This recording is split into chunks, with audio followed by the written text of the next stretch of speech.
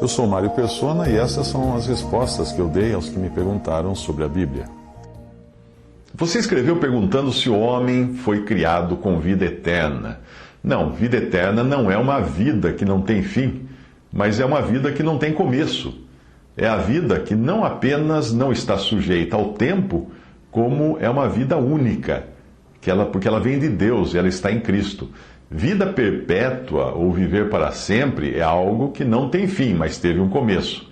Nós não fomos criados eternos, com vida eterna, mas nós fomos criados imortais, no sentido de não deixarmos mais de existir.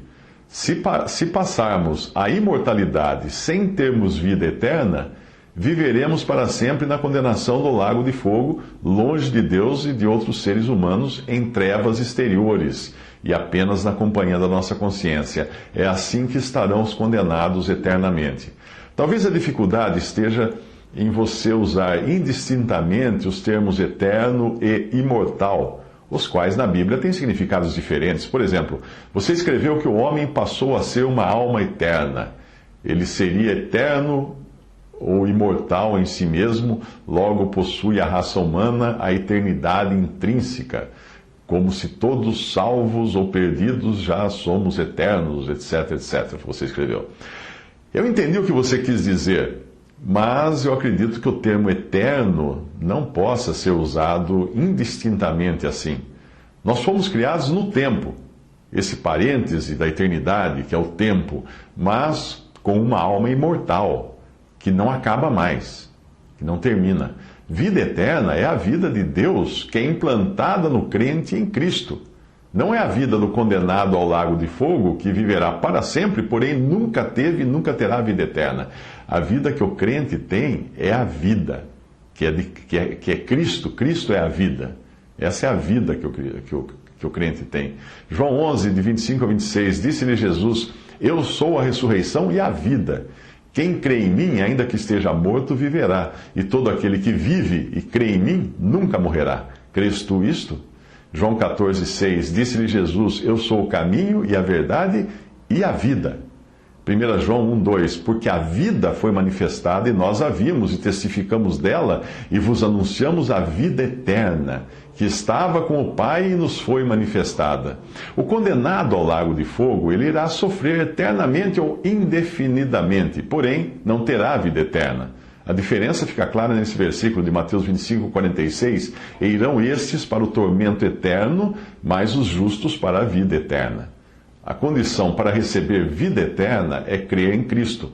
Portanto, os anjos não terão a vida eterna, pois ela foi reservada aos redimidos. Pense em vida eterna não apenas como a extensão da vida, mas como a qualidade ou característica da vida que nós temos em Cristo hoje, os que creem. João 3,15 fala: para que todo aquele que nele crê não pereça, mas tenha a vida eterna. João 3,36, aquele que crê no Filho tem a vida eterna, mas aquele que não crê no Filho não verá a vida, mas a ira de Deus permanece sobre ele.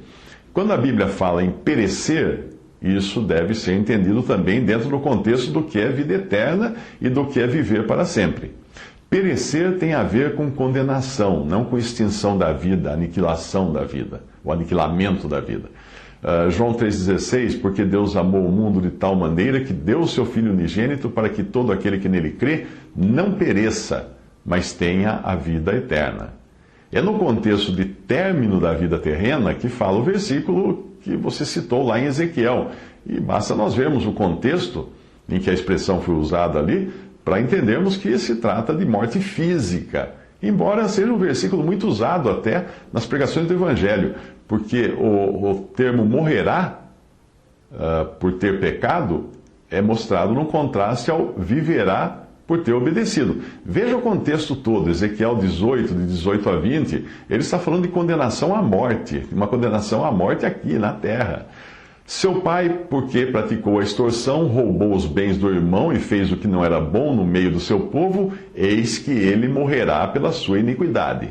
Mas dizeis, por que não levará o filho a iniquidade do pai? Porque o filho procedeu com retidão e justiça, e guardou todos os meus estatutos, e os praticou, por isso certamente viverá. A alma que pecar, essa morrerá. O filho não levará a iniquidade do pai, nem o pai levará a iniquidade do filho. A justiça do justo ficará sobre ele, e a impiedade do ímpio cairá sobre ele. Outro detalhe importante a ser observado é que o crente não recebe a vida eterna por ser algo que Cristo tenha e a dê ao que crê, mas por este receber a Cristo. O qual é a vida? Não é o caso de Cristo ter a vida, Ele é a vida. Quem tem a Cristo tem vida. Quem não tem, continua morto nos seus delitos e pecados. E é assim que passará pela segunda morte, a condenação eterna, depois de ter passado pela primeira morte nesta vida. Enquanto isso, o crente passou pelo novo nascimento e, portanto, não verá essa segunda morte.